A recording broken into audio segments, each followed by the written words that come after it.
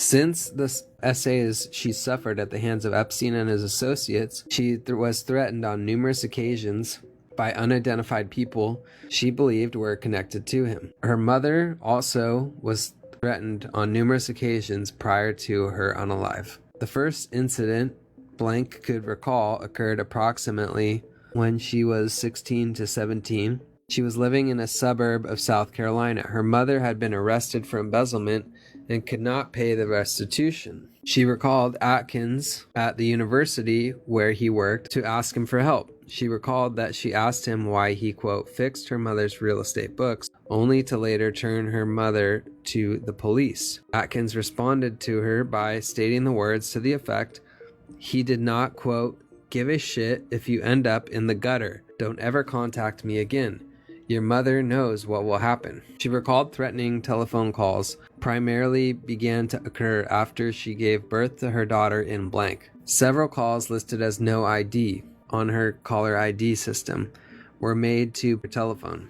The voicemail content primarily included only noises. However, during one call, a man stated, fuck you. You better keep your mouth closed. The man subsequently hung up. She was threatened sometimes every 2 years, then at random times.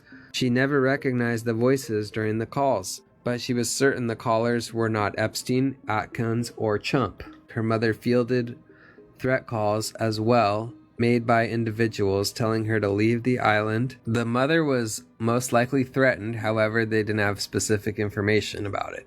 One of the mother's previous husbands also received a threatening phone call. The last call that she characterized as threatening occurred in approximately December or January. A coworker received a message on their work landline intended for blank. The man on the message stated he was either Kevin or Keith, and he was calling from blank's doctor's office to check on her. He only listened for a second and did not hear the entire message. Blank doctor had no idea where she worked and would never have called to check on her. Stated she told her daughter about the call, and her daughter subsequently called the doctor in an attempt to confirm the call to blank. The doctor's office stated they did not call back to check on her. She told her boss she had to take her daughter and leave immediately. She believed the incident to be threatening and related to Epstein and his associates. She stated under her breath that if it wasn't Epstein, it was, quote unquote, the other one, Donald Chump. She was asked several times if she could estimate how many times she received threatening calls that she associated with Epstein and his associates. She could not provide an answer, indicating there were numerous threat calls throughout her life. The threats were, quote, regular. Then they became sporadic. A year would go by in between the incidents. During the past 4 years, the threats increased a little from, quote, one or the other, meaning from Trump or Epstein. When asked to clarify what she meant by one or the other, she said she did not wish to further discuss that comment. She looked at her attorney and stated, when he was running ...